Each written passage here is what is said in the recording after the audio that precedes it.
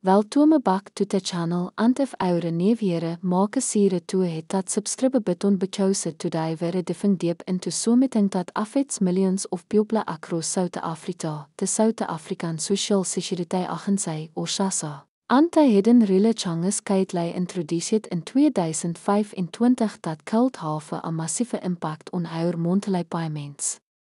This is one of those topics that sounds like it might bedreig at first, but trust me, this is not just political talk. These are real decisions that affect real people and the stakes are incredibly. So maak sire ou stick around to the end because some of these changes are not being talked about publicly uit, and I want to be informed before our net SASSA payment data arrives. Tiere are neefterms, eligibiliteit results and verification procedures that could catch money off guard and we're going to break it all down for you in plain English. For most South Africans, SASSA represents more than just a government agency. It's a lifeline. Every month, millions rely on grants provided by SASSA to keep food on the table, cover transportation, purchase medication, and simply survive in an economy that hasn't exactly made things easy. From the older persons grant to the disability grant, from child support grants to the ever-evolving social relief of distress grant, each of these programs is built on layers of rules and procedures. But what happens when those rules shift guidelines in the background? That's exactly what has occurred in 2025 as police updates dat weer mean to streamline the system have instead opened the door to confusion, uncertainty, and even fear among grant recipients who are suddenly being asked to verify their details, reapply, or worst of all being told they no longer qualify. Nog before we get into specifics, it's important to understand that SASSA operates under the Department of Social Development, and all of its grant programs are subject to national legislation, including the Social Assistance Act. But in 2025, a 5 keer legislatieve amendments weer passed in a waita dint grap headlines but are nog guideline changing of the system works. According to insiders within the agency, these amendments were designate to tackle fraud and improve targeting. That might sound noble on paper, but in practice, it's creating a ripple effect of unintended consequences. Let's start with one of the most crucial and overlooked changes in enrollment result recalibrations. Previously, grant eligibility was based on relatively straightforward enrollment results. For instance, if you earn net less than a certain amount per month, you are fit for the certain R350. Simple rigid. Well, not anymore. The department has now moved to a dynamic enrollment result model, which means our enrollment is no longer assessed based on a fixed amount, but rather on a rolling afvraag over 3 months, calculated against a percentage of the national minimum wage. This may sound technical, but it means if you had even 1 month of enrollment that's picket, maybe you took on a temporary job or had a onse of payment komen in, it geld pisse our 3 months afvraag over the qualifying result. Even if you're unemployed today. And here is the kicker, most recipients aren't being clearly informed that this really has changed. They only find out when their payment doesn't arrive and they're told they being disqualified to enroll. And when they ask, but of. I only had one job last month, the answer is buried in complicated algorithms is it by SASSA's verification partners. That brings us to the second major hidden change, third-party data verification. In the past, SASSA did perform some level of enrollment and asset checks, but it was sporadic and largely manual. In 2025, however, the agency has fully integrated with a range of third-party databases, including the South African Revenue Service, SARS, major banking institutions, and even telecom companies. This means SASSA is now using artificial intelligence to cross-reference data like mobile money transfers, bank deposits, contributions, and even ultimate purchase patterns. Eis au hjartat rigid if the system flagstat eure consistently being large amounts of airtime, it felt reise gestions about our intome level and spending habits. And vele SASSA claims these tools are simply easy to ensure integrity, the lack of transparency in hoftuis ei operates is a growing concern. Manne advocacy groups have sounded the alarm, saying that beneficiaries are being penalized based on flawed or misunderstood data. One case that went viral on social media involved a woman in KwaZulu-Natal who was niet her grandbechouse a relative had briefly deposited money into her account to help cover funeral costs. The system flagged it as intrume. Sy was told to appeal the decision, wait sê dit, but months later she was still waiting on a response. This isn't an isolated story. Across the country, thousands are facing similar challenges, money not arriving, appels going inanswered, and nuclear helpline to guide them.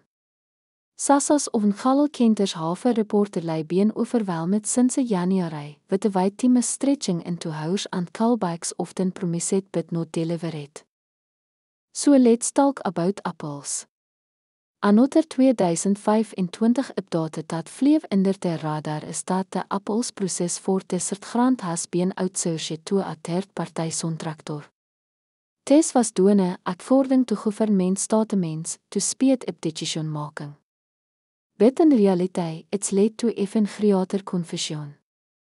Recipients are now having to upload documents to unfamiliar web portals, navigate neef digital forms, and in many cases, they don't even know where their Apple stands bechouse no confirmation emails are sent.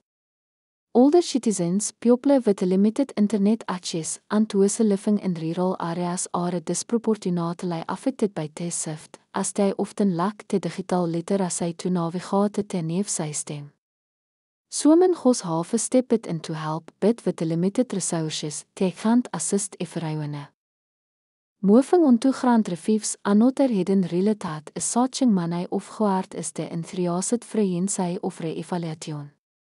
Various previously, onze ou weer approved for a child support grant or a disability grant, ou sult it bet relative stability, ten nevertheless require more frequent resubmission of supporting documentation. For disability grants, this includes updated medical assessments from state-approved doctors. And here lies the problem, state medical facilities are overburdened, and appointments for assessments gaan take weeks or even months. Without the paperwork, our grant gets suspended. And it's not just disability grants. For child support, caregivers are now being asked to provide updated school enrollment documents more frequently, even met a year. In cases where children have temporarily dropped out due to illness or family crisis, the grants are paused until schooling resumes and neefproof is submitted. These changes are not just bureaucratic, they are deeply personal. I've spoken to a number of families who have gone from relative stability to complete financial desperation because of one small technical disqualification they didn't even know was possible. One moeder in the Eastern Cape told is her child support grant was suspended because her 13-year-old son missed 3 weeks of school after being hospitalized. The school hadn't updated their digital attendance system in time, and SASSA's system read the data as a red flag. When ze tried to explain, ze was told to fill a formal explanation letter trouwge aan neefportal dat ze didn't know existed. Weeks went by witte no update, and in time her electricity was cut off. Now, let's talk about one of the most controversial updates of 2025, the biometric verification rollout. As of March, SASSA has been piloting a program in several provinces requiring facial recognition scans for payment verification. This is being framed as a fraud prevention measure, ensuring that only the intended recipient can recover the money. But the tech is big. In many rural areas, poor lighting, lack of smartphones, and weak mobile signals make it impossible to complete the scan. Pensioners especially havens teruglet with het facial recognition step leading to file verifications and missed payments. Even worse onze afstand files, the system automatically logs the account until a manual review is conducted. Dat manual review gaan take weeks. During dat time no money is released. Deze biometris hurdles my beseen as modern en sekere in theorie, bid in praktiese, teere locking out te verry Piople te grant system was designated to help. Te elderly, te disablet, en te digitale ingone het are bankpines het by touch dat asimis everyone ovens afworkingsmarktbone aan has hy gespeed internet. It's a painful ironie. Technologie mianto en friase atjes is doing te opposite. And because it is a changes während rollet out with the widespread education campaigns, most people don't even know what to do when the system fails. Community centers have seen as surge of visitors asking for help, but many don't have trained staff to navigate these new systems. Another key update is in the banking requirements. SASSA has no made it mandatory for certain categories of recipients to have a specific bank accounts linked with the direct numbers in order to receive grants. This is partly to reduce fraudulent accounts, but it's also being aangetmare for people who previously received payments through postbank or even mobile money services. As postbank passes out certain grant disbursements, beneficiaries are being told to switch banks. That sounds simple until how realize many people don't have the necessary documents to open new accounts or they live far from the nearest bank branch.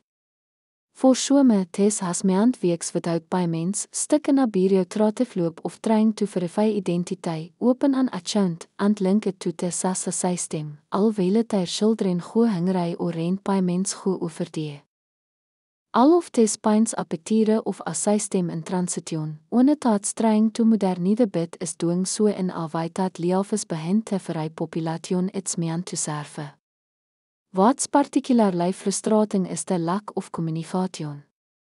These real changes weren't announced on primitive, they weren't printed on leaflets or sent via SIMs to affected users.